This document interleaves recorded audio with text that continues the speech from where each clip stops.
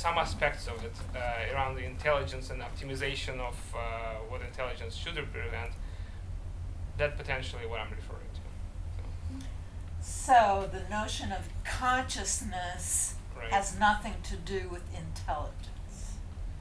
When you talk about intelligence, you're talking about transmitters, neurons, machines. You're not talking about consciousness.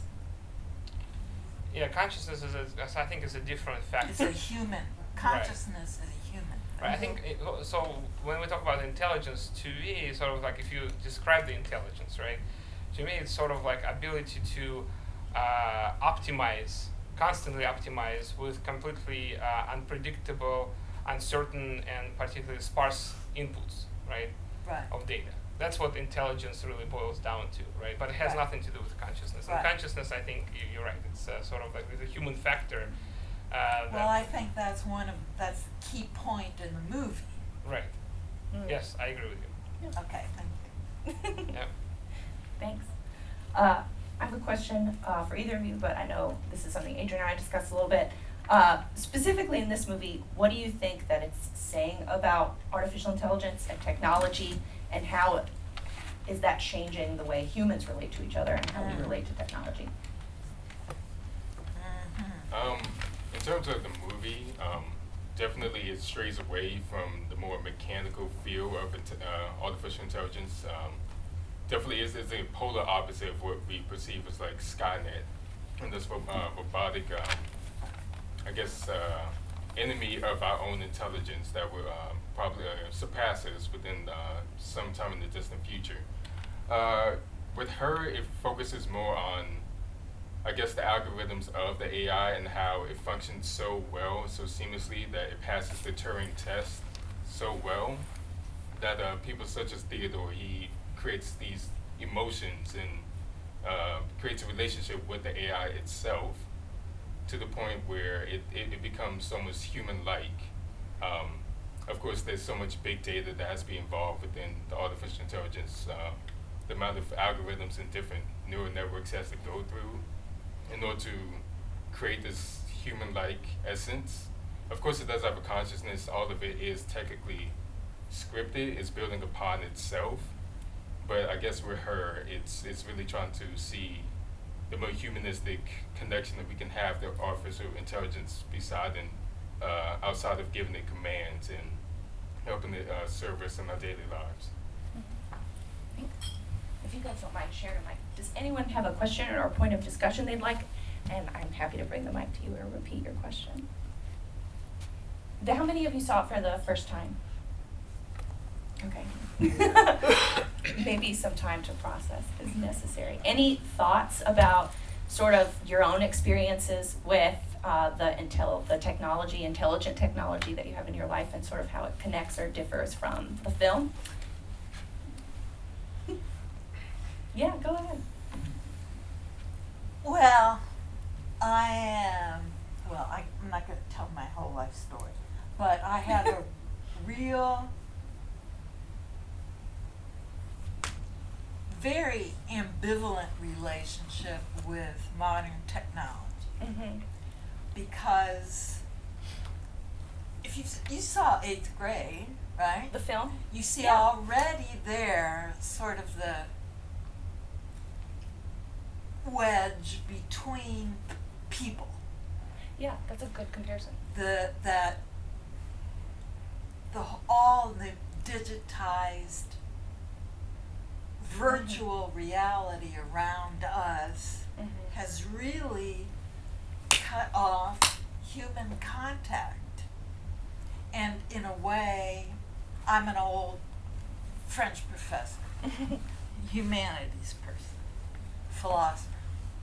And in a way, I really bemoan the loss of ability to think critically, to empathize, to have human personal contact with people. Yeah.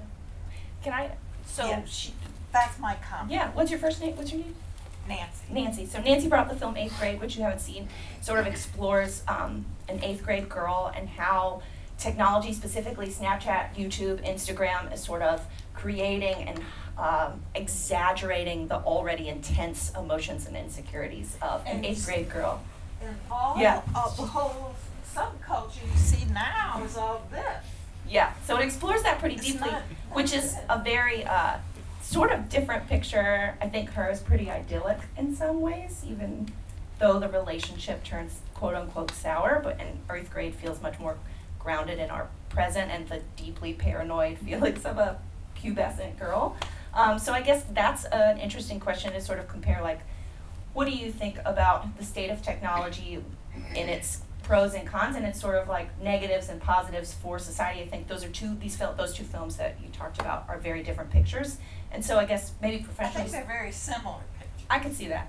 Sergey, if you wouldn't mind talking to sort of like the application, what keeps you interested in your field, and what are the like positive applications or just the practical applications of the technology you work with that excite you on a regular basis? Well, I think, so I guess I can talk about, I mean, I get to touch gladly many different technologies that actually employ this algorithmic data analysis, right? So some of the things are basically, could be related to cognitive systems, like for example, like Alexa and Dialogflow from Google or things like that, right? Where basically you're able to create a loop-back mechanism between a human and a machine. So there's some experiments that's done there, but it's, at the same time, I think one thing to kind of what's important to note, even about the system that we watched to operate, is the fact that obviously it comes down to the data. I think overall, I mean, my biggest I don't know if it's a fear, but I believe that one of the, the consequences of the fact what's happening now with the technology and where it's all flowing is the fact that we don't live in there's an immediate need for a data economy to take place, because unfortunately we all are so very used to basically using these devices, not realizing where the data is actually going, right? And the concept of a privacy in general is completely wiped out. People don't really care where the data is stored for the most part, right? And what it directly impacts is innovation around AI, because no matter how you turn around the algorithmic aspects of it, right? So you can basically, write. Everybody got tenure on the algorithms, but nobody got tenure on the data, right? And unfortunately, the data is the most important part of it, and only probably, it's a known handful of companies that actually hold that data, like Google, Amazon, Microsoft, right?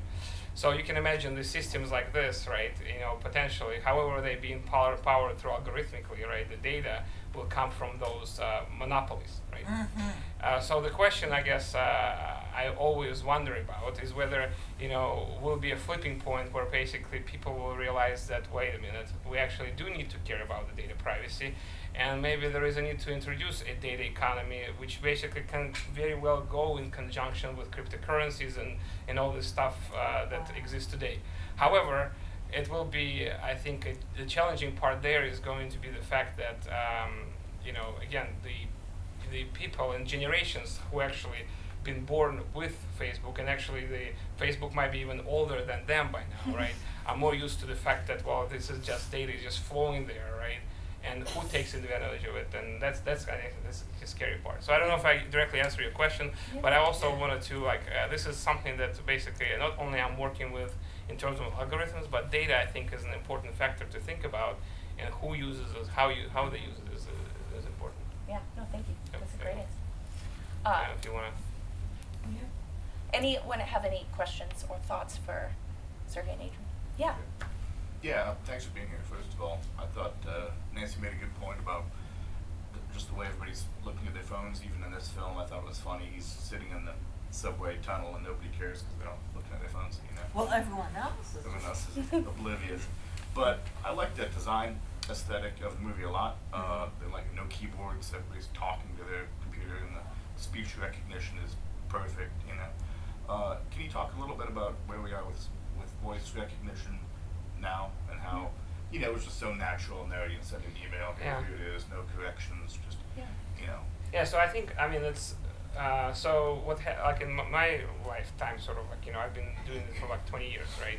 So basically I joined this startup as a speech engineer, right? And we basically invented the speech rack for the most part, right?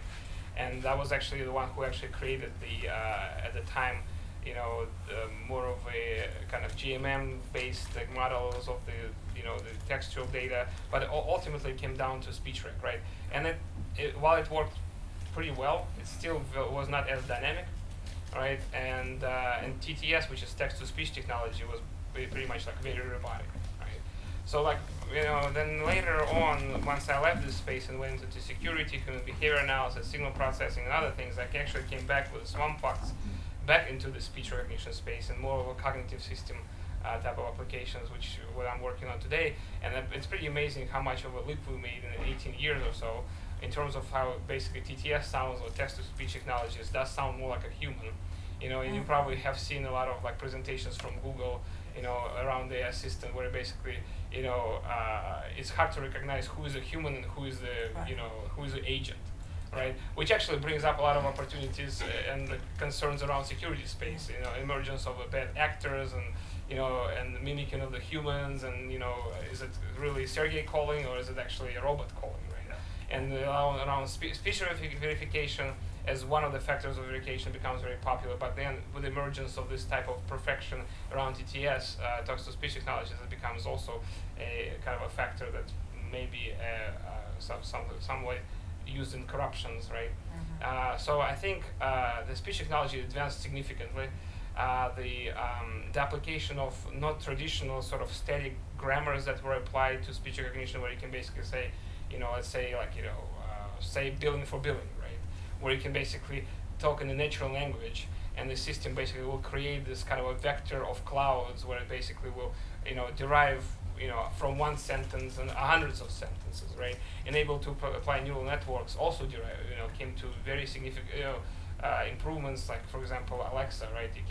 You can basically use natural language to describe that. But however, it still needs to be trained by a human, right? And ultimately, there is a lot of that human factor still involved, which almost requires like developer or some form of skills that are not yet could be like natively obtained otherwise, right? So system cannot really train the systems yet, right? But I think in 18 years we've made a huge leap, and I think it opens up, I think, all kinds of opportunities for innovation, ultimately. So. Do you think do you think that technology is actually going to this point that you saw in the film? Can you imagine that? From No, where I can. I can definitely imagine that, but I think again the problem I think is that I don't believe the technology that powers what's called artificial intelligence, which in my mind it's more of like augmenting intelligence, right? Basically, which basically is it supplements what human is capable to do, right? Will be likely powered by what we use today. So I think what's described in the movie is more of a kind of like discovery of the physics and science applied to this versus mimicking neural networks, right? So I definitely can imagine going there, but not probably in a very near term. Because I mean, if you just talk about the application of it, I mean, it's really hard to even describe to a human when you're trying to productize something like this. What is this thing going on? I mean, despite the fact that it's been 18 years since we released the private, the personal virtual assistant, it's still, I think, a lot of questions are being raised around, like, so what do I do with it, right? It became more like a marketing term, where I think 6 years ago it was very hot. Now it's, a lot of analysts like Gartner and Forrester, and actually they're saying, like, don't talk about AI because it's not meaningful. It doesn't, everybody's talking about what are we going to actually produce. So I think we're coming down the slope of this excitement, but what's being said in the movie, what shown in the movie, I think is further advanced than what we actually are able to do today, and the technology that powers it and likely to be very different. Thank you. The film is also, it raises this ethical question really about, what is love, I guess. Absolutely. How do you both feel about that? Well, so the ethics is actually an interesting topic because there's ethics, there's bias. How do you ensure that there is no bias in the data. So basically, ultimately, those systems are being trained on the data, right? And there's going to be a lot of, I guess, there will be and has to be a lot of effort done to be able to properly, train those systems, right? So I don't know if you're referring to, so ultimately for this system to be ethical to a particular, set of people, right? It has to be aware of that, right? And the question is like, well, has it been trained to actually incorporate that set of data? Like, for example, one of the good examples back in the, 5-6 years ago was introduction, or maybe more, was introduction of Prime membership by Amazon, right? And there's been articles where basically ethics came up where, marketing people at Amazon indicated that they would like to be able to target certain specific audience to be able to determine whether this service is useful. The AI engineers who worked on that problem, they said that, well, it's a bad idea because you're basically not going to be able to sample other people, right? Other demographics. Well, as a result of this, obviously they released the service. However, through manipulation of the data, they've been able to, potentially outline the success factors, but not necessarily failures that could be caused by other demographics to be involved in the data set. Right. So I think ethics is still a very, hard problem to address, and yet have not been addressed in terms of the AI, really. And especially it will be important in the medical field, right? If you actually the system has to determine will this person leave, or has to basically be sent to hospice based on the analysis of the different types of symptoms or whatnot. It's also important to have a very balanced data set, right? Which how do we achieve that? That's still questionable. Also, I think quality assurance of the AI system is very questionable as well because it's very unpredictable, right? So the software that's been written today, typically driven by the rules that's programmed by a human with if and else statements, switch statements, or whatnot, right? However, if you actually incorporate this completely dynamic system, right, that's able to extract the meaning through like hidden layers of neural networks, what's inside those hidden layers, you don't really know because it really depends on how it was trained. So the question is, how do you actually ensure the quality of the system? What is really the quality of the system means when it comes down to AI? So I think there's a lot of unanswered questions, to be honest with you. So, and this is what actually excites me. Speaking of, the question was like, what excites me about this field is because there's a lot of opportunities because we don't know a lot about ourselves yet, to be honest with you. To even to answer the question of what intelligence means when in the word artificial intelligence. Sorry, I kind of I walked around your answer, but ultimately, it's still, I think the ethics is still a big question in AI. I would say a more focus on love, especially Theodore's character is he's gone through a divorce. He's very sad, and you mostly see him in very by himself, lonesome in his own solitude. So within the film, that was a really great character to use for this this discussion of ethics and love in itself of AI. Of course, a lot of data has to go through these different algorithms for this person to. We recognize AI as an automated system, but then to go beyond that to become oblivious to the system and to see this AI as something that has quote unquote emotions that it can share with you, that's a very difficult problem to address. I believe last year Google Duplex, it was an automated voice system for taking calls. So if you were to miss a call, the automated system, it has a very real-life voice. The major conflict with that is that when it addressed itself, it never said it was a Google AI, and the voice itself was so human-like that people thought it was the actual person that they were speaking with to like set up a meeting, create appointments and whatnot. And so the idea of the notion of identity of the artificial intelligence is really important to think about when it comes to ethics. Are we sure that it's artificial intelligence? Where is this data coming from? And just how will we connect to this AI? And that's really interesting. And we're not there at a point to where we can ethically like release this to the public. Well, operating systems such as Samantha, because there's so many ethical problems with how we identify with this artificial intelligence. Where is our data being stored, and why is this doing beyond what like Siri and Alexa's doing for us now, rather than just being servants and just giving us like daily weather and schedule. It's conversing with us how we were people, and that's a huge disconnection that we have. Like within the film, as Theodore walks, I believe on the Zanganaji Bridge, you can see just people walking past them glued to their phone, and Right. this is disconnection and just constant sentimental association with this AI that I don't believe the world is ready for yet. I hope not. It's a very dystopian vision, in my opinion.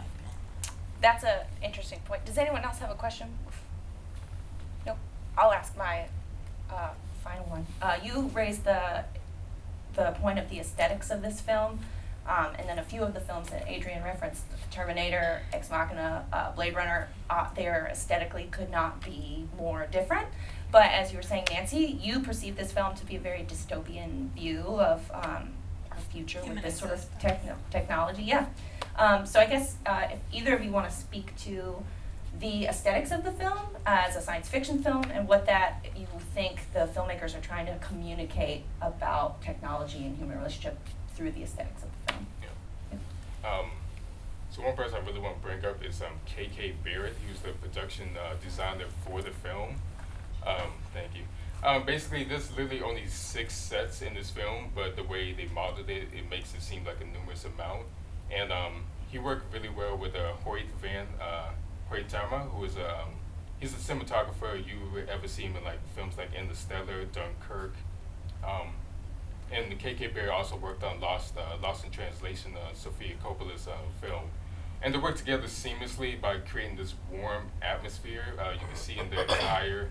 It's very vintage-like, not really like the geometric, monochromatic, and very gritty and sometimes dark that you would see in films like Blade Runner or in Ex Machina, such as like the house is very geometrical and clean.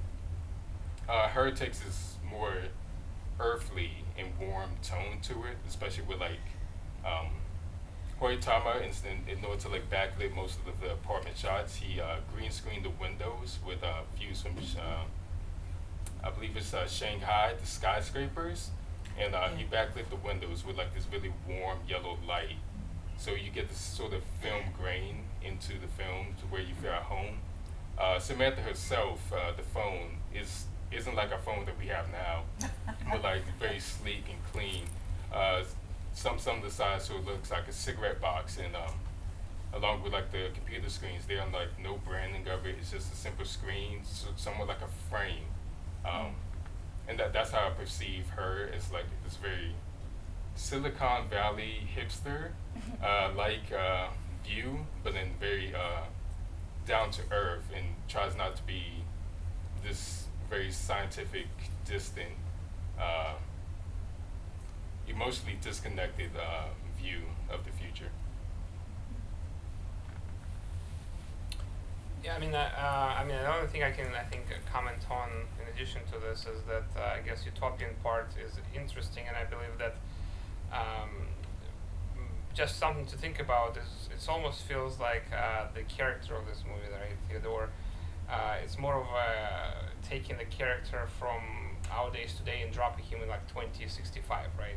Because I don't believe that, or at least I believe that through the transformation that typically takes place somewhat gradually, likely the human is be more aware of what's happening, and because only at the end he gets this realization like, wow, this is a machine that talks to like thousands of other people, and it's just a service that I'm being paid for, right? I believe that basically that's going to be very natural to people by that time, and I don't think anybody will take that as almost like, wow, this is something human-like. So it does paint the pretty sad picture at the end, right? Which basically underscores what it could be. However, if you look at how the adoption of technology usually takes place, whether it's virtualization, cloud, artificial intelligence, augmented reality, virtual reality, we're pretty much self-aware of what's happening with this technology. We we follow it, right? We understand the bugs, we understand what's happening. So most likely, if it's gonna be 2065, or whatever it is, right? Whenever it takes place, it's most likely gonna be quite familiar to us. Versus to this person, it's like was a shocking fact that wow, it's actually a service that can talk to other things, right? So that's kind of an interesting observation that I made as I watched this movie. Thank all of you for coming, and I would thank Adrian and Sergey with me, please, for spending some time with us. Our final reading in science.